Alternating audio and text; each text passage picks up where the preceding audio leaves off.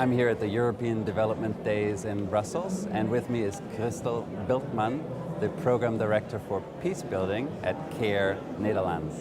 Christel, thank you so much for being with us. You're welcome.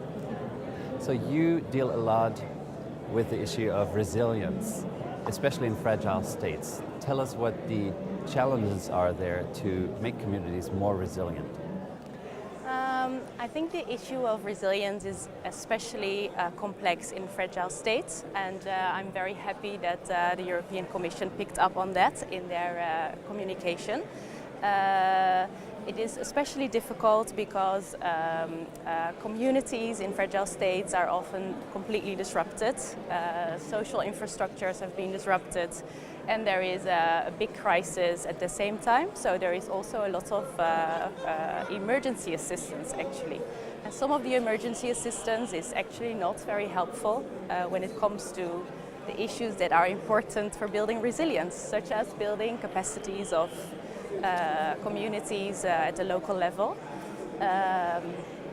Emergency assistance sometimes makes people dependent from aid, and it's not building anything, but it's keeping people in that position. So especially in fragile states, that is one of the issues to really take into account. Another thing is, of course, an element of fragility in those states, and there are many debates about what a fragile state actually means, but one of the things is that governance is a problem. So as governance in resilience is also very important, we need governments to take responsibility to build the capacity in the countries we work in. So yeah, that's another issue to take into consideration. Let's take an example, Somalia for instance. Of course last year we had the drought in the Horn of Africa, and as a result a refugee crisis, a food crisis that still to this day is affecting the communities there. What have we been doing wrong in that environment? What have we been doing wrong? I think, yes, again, agencies and also donors tend to react with emergency assistance, which is crucial. It is very important, of course, to save all these lives. So, yes, that is important, but at the same time we need to understand that this undermines sometimes the resilience of these communities we are trying to help. So yeah, that is what I wouldn't say it is what we do wrong, but it is a complex issue. And for example, what CARE tries to do is not only give these people emergency assistance, but we at the same time work with governance, with formal government, with traditional leaders, and with civil society to build capacity for better natural resource management, so that in the future we hope that we will not get into this very serious situation of famine. And the other thing,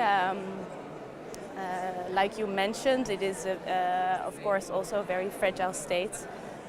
Conflict is something that happens every day. So it is also very important to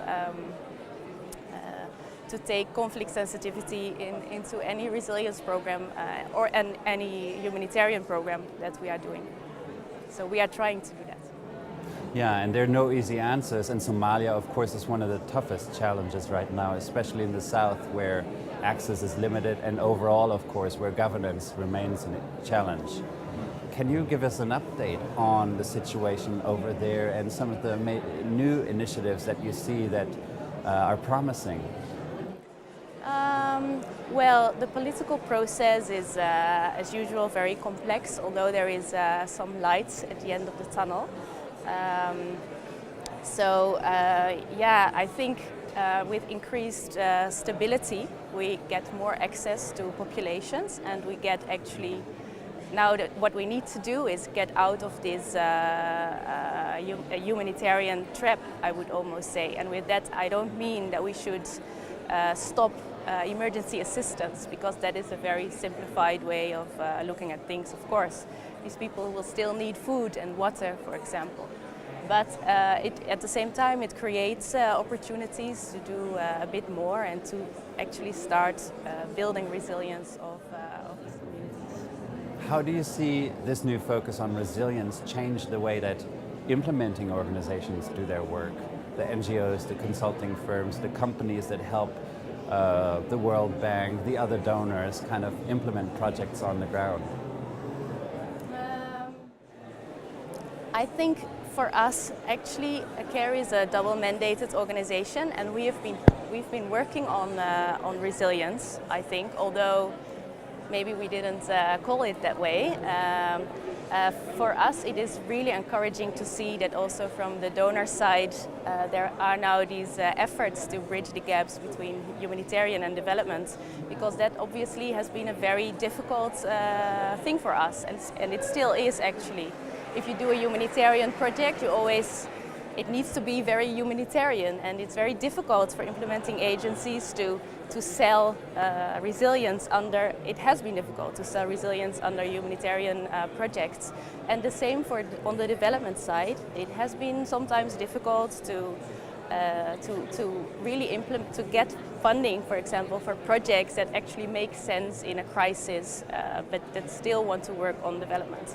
So I hope that this communication and and everything that follows is a very good start for us to bridge all these gaps and to really work together and build resilience. To really build resilience in these places. Well, it's an issue that we'll be following closely, and we'll have to see what happens next. Thank you so much for being with us today. Okay, thank you for the opportunity. And thanks for watching. Stay tuned to Devex.